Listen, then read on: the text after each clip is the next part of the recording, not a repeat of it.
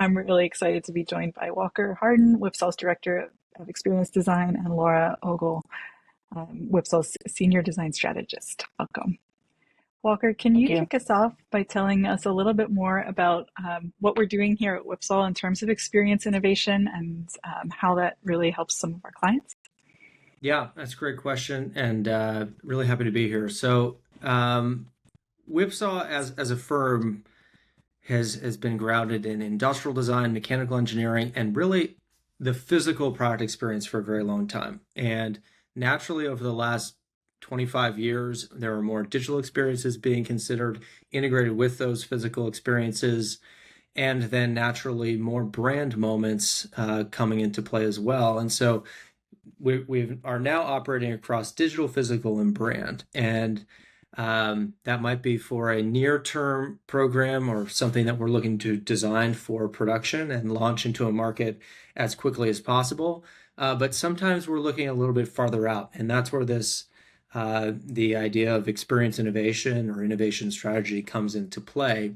And that's taking a step back, looking up from where we might be and charting a course and thinking about what is the future that we want to design for? What is the future that we want to help make a reality? Since really there are so many different ways that things can go, and if we have that intentionality from the beginning, we can help our clients decide what that path is, read signals, and then create products and services that pursue those opportunities that we've mapped there. So that's experience innovation in a nutshell for us at Whipsaw. Laura, I'm really curious, what makes you most excited about doing this kind of work? What do you love? I really love innovation strategy, experience innovation, because I have a really deep background in strategic foresight. And strategic foresight was such an unlock for me because it really showed that, um, the future isn't something that just kind of passively happens to us. We have agency in being able to shape it. And so, the work that we do at Whipsaw is a really tangible expression of that. We help clients um, envision these kind of farther out futures, and then we have the skills and ability in house to be able to make those futures a reality. And that's magic. Like it's so cool to be able to see a product start from just an idea and then enter a market and really be able to impact the lives of customers and people. And so, yeah, I mean, that's just what's exciting to me is being able to work with really incredible companies, looking at what's out on the horizon and figuring out how to make it real. That's the most exciting Yeah, thing. when you put it like that, it really, really sounds like a superpower because a lot of us can dream up interesting things. We might dream up the right thing, maybe, although I think we'll talk a lot more about research and how that validates it. But Yep. very few of us can make that right thing a reality. So, out of curiosity, we do some work with large enterprise leaders, especially on their R&D strategy and innovation pipelines. Why should enterprise leaders invest in strategic research and creative concepting or co-creation and participatory design as part of their innovation process? Walker? Yeah, I'll start off there. So the participatory design and participatory design methodology, and then specifically co-creation workshops as one of those activities that you can engage with, is something that Whipsaw has been doing for a very long time, but it's something that we started naming or calling out as a more discrete activity in the last few years. And I think that's partly due to the fact that there's a rise in awareness of co-creation and co-creation workshops in general from designers as well as external stakeholders. And it allows us to embrace members of a target audience in the design or creation of new things, just as the name entails. And it helps us uncover maybe some of these unspoken needs or desires. It's kind of this old adage that Henry Ford asked somebody, in the early 1900s, what do you want? They might say a faster horse, but what obviously they really want is a car. And that's just kind of one of those quotes that flies around and I hear all the time. and that's still true today. And product managers or people in a marketing capacity might be wondering, what's next, and coming up with many ideas, not knowing which one is the right one to go after, and engaging in a participatory design co-creation approach helps uncover the truth behind some of those concepts and lets you prioritize ones that are resonating well, or maybe oftentimes it's kind of a combination of multiple ideas. And that workshop, embracing those users, helps you do that in real time and iterate very quickly on ideas that aren't super well defined. We're talking about developing sketches and very quick concept ideation in the form of user flows and journey maps to help tease an idea out and then share those with end users, target users who might be living aspects of the future today, and then hear what they like and don't like. And if you do that with a whole bunch of different people across different demographics, you can start to see trends. You could do it with millennials, you could do it with Gen Z, you could do it with Gen Alpha, just kind of thinking about where this is going or where something's going in the future, to define what is the leading product concept that we should be oriented around. And it is just that. There's a whole design effort that needs to go in to detailing and all the actual product development, but at least it helps put you on the path and chart a course that is meaningful and validated from the very beginning with real people. So the net of that for enterprise leaders is that it's a lower cost way. It's much less costly than designing the wrong thing or something that won't work well in the market, For and sure. uncovering hidden needs from users. Essentially, it de-risks an innovation pipeline. Yeah. Laura, I want to think a little bit more further out in the future. How do tools like horizon scanning or signal tracking, you've been doing a lot of trends work for us, um, how do those either enhance the value of those investments or help enterprises go beyond the immediately obvious next thing they could do? Well, I think one of the things that's kind of scary about the future is that it's uncertain. Like there's no one um future that exists out there. And so horizon scanning and signal tracking, those are really tools that help bring proof points that certain futures are potentially ahead of us. They're these kind of early indicators of emerging futures, and they really allow us to show to our enterprise customers and clients that we're not making this stuff up. Like these ideas are grounded in things that already exist now, and if we can look at these trends that are emerging now and start to extrapolate them out and understand what happens if they continue to grow, what happens if they collapse, what happens when government regulation comes in and changes the kind of politics of a particular industry or future. Looking at these signals and looking at the horizon allows us to better kind of chart where the obstacles are in achieving these potential futures, and also what are the things that are going to kind of that are already in place now that we can potentially harness to help us get there faster. And so it's really those proof points that kind of chart the path and show what's possible.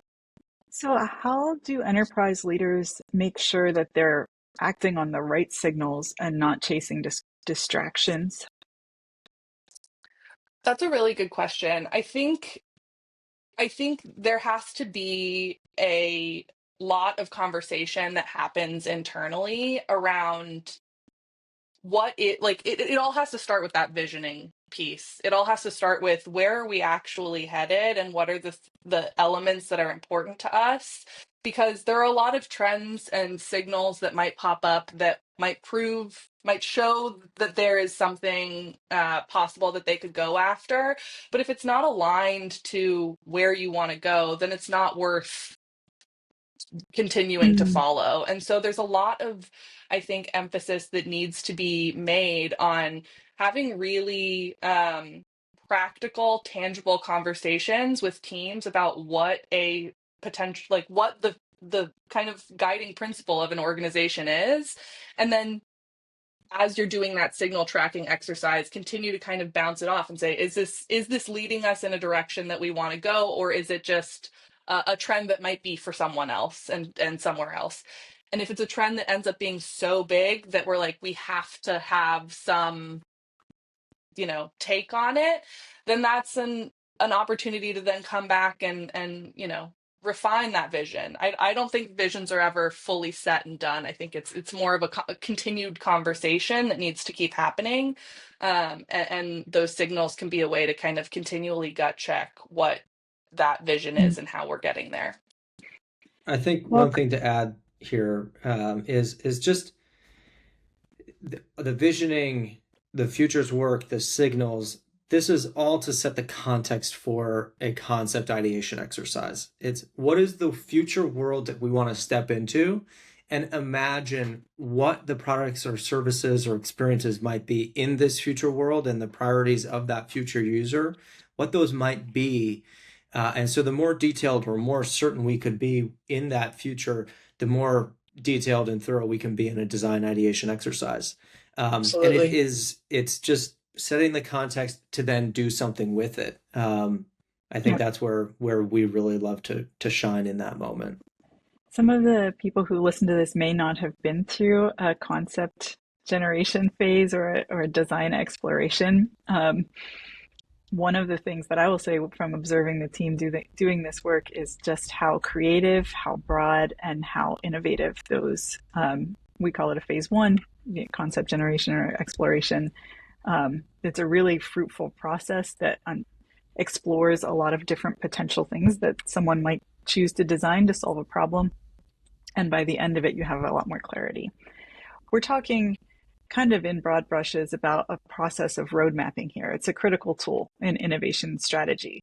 Walker, how can leaders create roadmaps that are both actionable and flexible? We work with some organizations at the top of the Fortune list, and I know you've seen this in real life. So, how that balance between action and flexibility.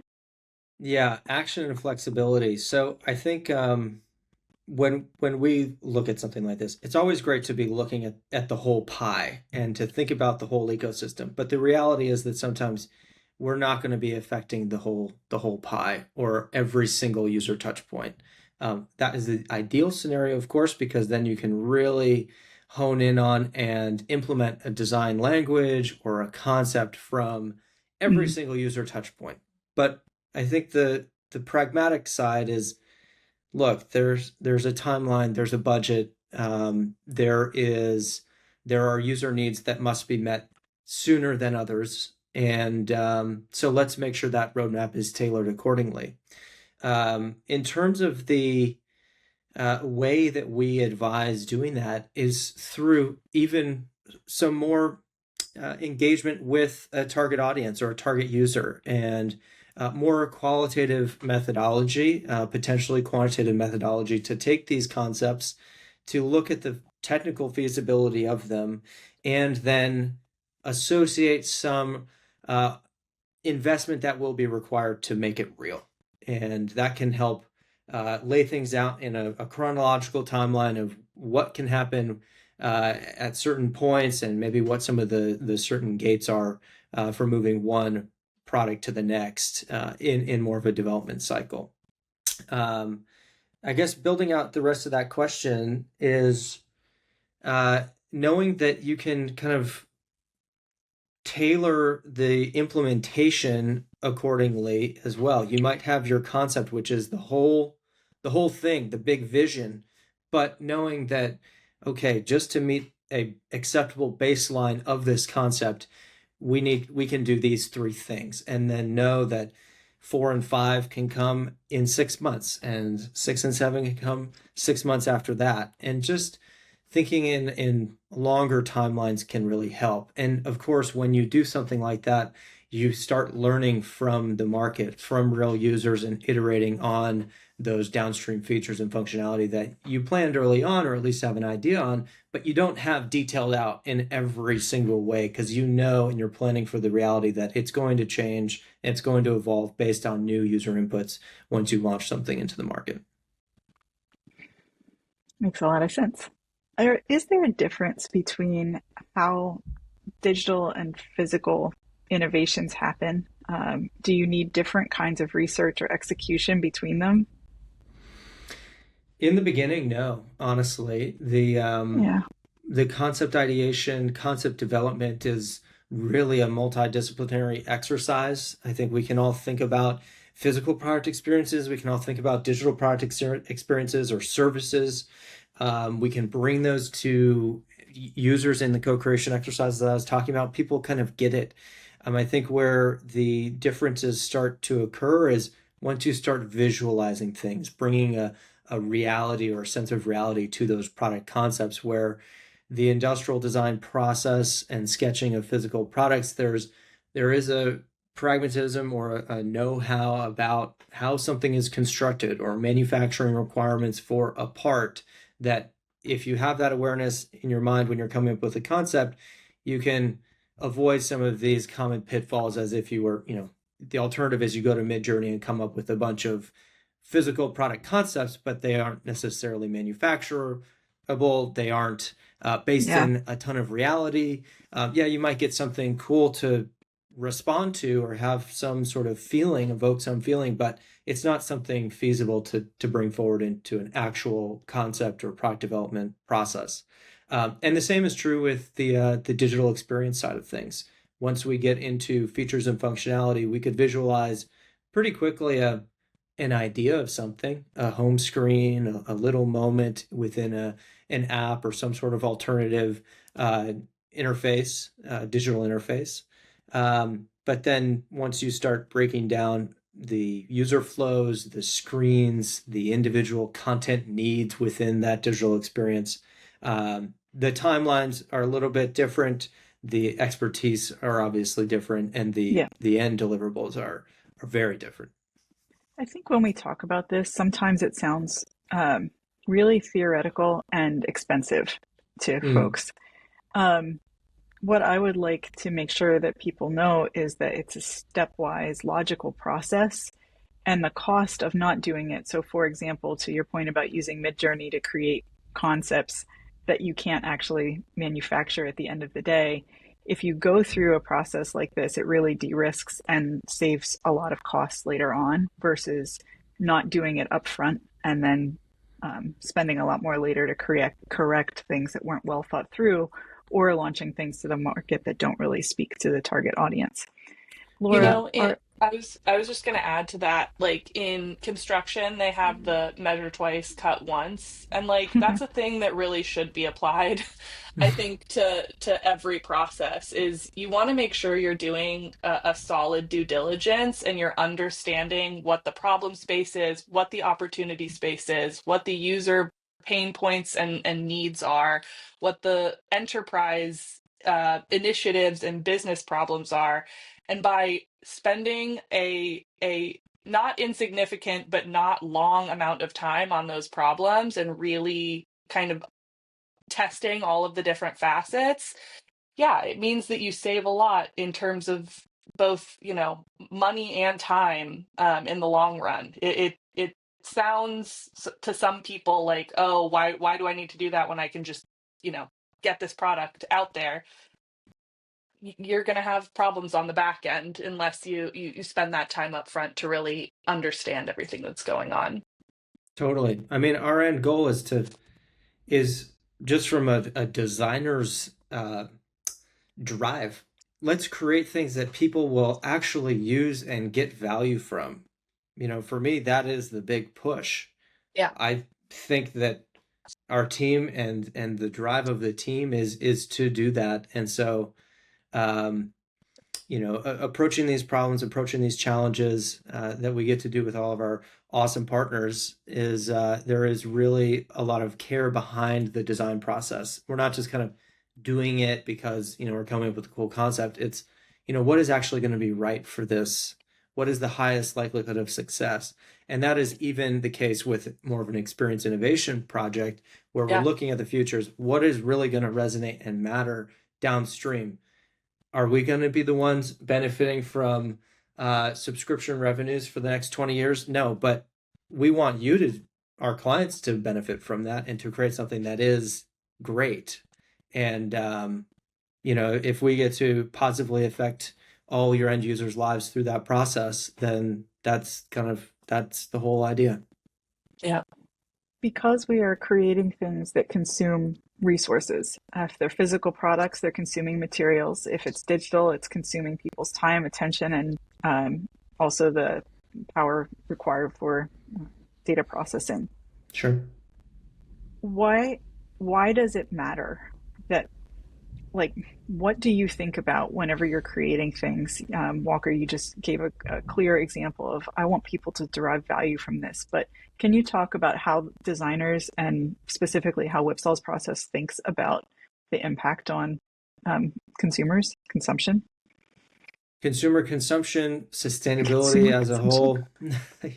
Yeah. The um, it's a great question because a lot of the downstream sustainability impact comes from this early upfront planning around a product lifecycle, around how something's going to get made. If from the very beginning, your opportunity area is to create a product that is embracing the concept of a circular economy and is manufactured using the most sustainable materials or biodegradable materials, whatever it might be, um, and then every design decision is referencing that early opportunity, then your outcome has a higher chance of actually achieving that versus trying to retrofit something or design something, come up with a concept and then redesign it later on. And it just doesn't, it's really challenging to do that. So the intentionality behind the concept and making sure that those sustainability questions are considered early, and the team acknowledges it and then develops concepts around that. And we are seeing that is a trend in any of these future exercises is people are caring more and more. And if you take that out another 5-10 years, you can kind of connect the dots for the Yeah. buying decisions that will be made there. Then, I mean, obviously today there's some difference of opinion, and that might not be what it's like at the moment, but it is kind of taking a leap of faith in when thinking about the future. Laura, what other trends are you seeing with how enterprises or consumers are thinking about the future, particularly with the rise of AI, sustainability, geopolitical strategies? Like, what do you see that people are really caring about? Well, it's really interesting because I feel like there's, especially with the conversation around AI, there's a lot of fear, there's a lot of uncertainty, and there's a lot of, um, I think futures, oftentimes what we focus on is the dystopian ones. Those are the ones that get circulated a lot. And I'm a firm believer in the stories we tell about ourselves are the ones that have a greater chance of coming to fruition. And so I really want, as many people as we can muster to really start thinking about what those positive futures are. And I see that happening more and more. I think, given the like geopolitical landscape, given, the climate crisis, given all of these different things, there's a lot of hopelessness and helplessness in the world, a lot of feelings of disempowerment. And I think that's the thing that I want to focus on most is like seeding the world with more positive, impactful futures, seeding the world with more hopeful futures. Because, I saw this really incredible video where this guy talked about doom scrolling and how everything, you know, a lot of what we talk about and a lot of where our attention goes is to the negative things. But while all of those negative things are happening, there are people who are doing the actual work to make positive change.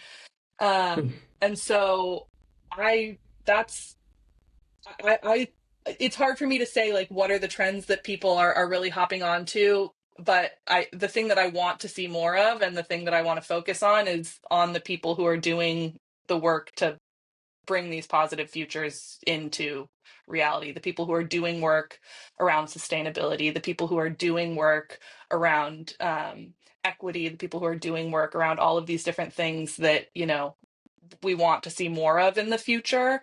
Um, and there are a lot of them out there, we there there are so We many work people with them working all every the day to time. do. Absolutely. Yeah. One of the things that I have really enjoyed, and I'm using that word purposefully, is the amount of joy that we seem to bring to our work. Walker, can you talk a little bit about the vibe of working with Whipsaw? And then Laura, you seem like you're on a mission to bring fun to the world. So um, That follow is Walker's comments with yours. Yeah. Uh, yeah, I actually was just talking to a a partner yesterday about this working relationship and just the collaboration that the team is here for. There's not a bunch of levels and siloed teams that you need to navigate or figure out how to work with us. It really just is the design team ready to work with you. We are experts in what we do, and as an external partner, you're kind of able to get access to this world-class design team and design culture that we work so hard to develop and cultivate and maintain at Whipsaw, but would take uh, millions of dollars and years to create on your own in an in-house team. And so it's like if you can just tap right into it with Whipsaw Group, it's just a highly collaborative atmosphere. It's a spirit of prototyping and building and testing. When I talk about research, I talk about research through design. It's not let's go off and do a bunch of interviews and then synthesize the interviews and bring findings. It's let's come up with the best freaking thing we can think of. Let's bring that to users. Let's get feedback on a thing. Let's get some real tangible feedback. Then let's make it better. Then let's bring it back to a different set of users to validate some other little feature. And just by doing that process, we are learning so much about the use environment, how people would do something, how somebody would, troubleshoot a problem, other opportunities that we didn't even consider, and just being able to go through that process, both in industrial design as well as digital experience and brand design, to create things that just feel really good. And I know that idea of like good, good design, feeling really good. It's hard to articulate because when you see it, it's this idea that you don't. It just feels right. It feels natural. You don't even really recognize it. But when it feels off, you do really feel it, or just kind of yearn for. I wish it was like this, or I wish it was like that. Yeah. And I wish we could have worked on this thing or whatever. But yeah, that's kind of the feeling that you might get from working with the Whipsaw team is just a lot of care. Like I said earlier, just a lot of And care. Let's create the best thing. to build off of that, like, Walker talked about the kind of true design process that we work through at Whipsaw. It's research, it's concept exploration, it's testing, it's iteration, it's prototyping, it's all of these things. And those are the like grown up business words, but for me that is play. Like that's fun. That's like I grew up drawing stuff and making little things and trying to make it real, and I have the grown up job of being able to do that. And I think in business contexts we have a lot of words that are grown up and adult and like talk about the very like scientific things that we're doing, but like it doesn't necessarily like capture the emotion that Mhm. comes along with a lot of those things. And I think what I really enjoy about Whipsaw is the amount of play and fun that goes into these very serious things. Like, well, we can design medical equipment and we can have a fun time doing it, and by doing that we give our clients not only a fun and enjoyable working experience, but the product is better for it because we've kind of removed some of those those stumbling blocks that like make it too Mhm. serious, and have allowed ourselves to really use our creative brains to make something that is useful and helpful. But that doesn't mean that the process has to be like boring and dour. That I don't I want to love you work at a said that. place I with. love that you said that. Yeah, Yeah, yeah. totally. It's that's what, I want to play as an adult. I don't want that just to be for my kid. Yeah, yeah. I think our partners, our client partners, feel that too. We Yeah. didn't get to preview this question in advance, so you haven't had a chance to think about it. But what is one product or experience, let's not name names, but that you would really, really love to develop or reimagine? Oh my goodness. Something that I'd love to develop or reimagine. I mean, we do a lot of talking uh, on the experience innovation side about like what else is there? Like right now, our worlds are so dominated by screens, and screens are incredibly powerful tools for like emitting information, audio and visually. But like, I am so interested in like, what else is there? Like, what are the other ways that we can communicate that aren't necessarily screen based, that can still imbue technology, that can still give us all of the benefits of these really like powerful, digital and physical experiences, but kind of opening the aperture beyond screens. And so, I think as we get more into the kind of post AI world, not post AI, like whatever it means to be in the world that we're in right now. And AI doesn't have to be tied to screens. It's just an exciting idea of like, what are these interfaces? What are the interfaces of the future? How can we kind of examine the new ways that people want to interact? Um, Yeah, and yeah, that's really exciting to me, that kind of whole interaction space. I'm ready for holograms of all of you. I think that would be Oh, fun. okay. I On want my to be little in two desk. places at once. Walker, what about you? What would you redesign if you could?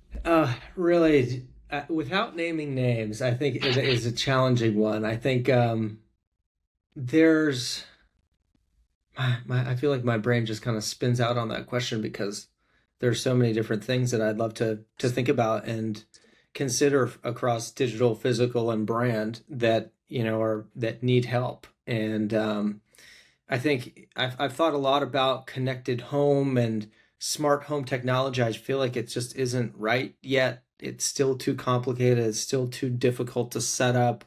Having lived in an apartment in San Francisco, that there's no retrofitting happening to that, but it would be awesome to take advantage of all this latest technology that you see on from different companies out there. That is really great, but it's still just not quite easy enough. And then if you extrapolate that out to the idea of our aging populations across the world, and aging in place, and how can we create systems and services that leverage AI, that leverage the latest technology in a totally new way to just like reimagine how you do elderly care or aging in place. I mean, that would be the goal, so you don't have to send somebody off or, send a parent to a facility. And just thinking about how you might do that, because my God, that is a huge market that is going to just become just big, so more and more tangible and more of a pain point in the next Yeah. 10, 20 years. So, Walker, you and I will be at CES in January. There's a whole um, floor space that's dedicated to aging, so I expect we'll spend a little bit of time there. Absolutely. If anyone else is going to be there, not stop by and say hi, but I'll happily give you my cell. We can connect. It would be fun. And otherwise, you're welcome to engage with Whipsaw. We love to hear from folks, um, comments, outreach. We have such a great community together. Thank you both so much for talking about innovation strategy, experience design, and what it means to create really memorable digital and physical experiences. I appreciate hearing from you both. Great. Thank you Thank so you, Anne. much, Anne.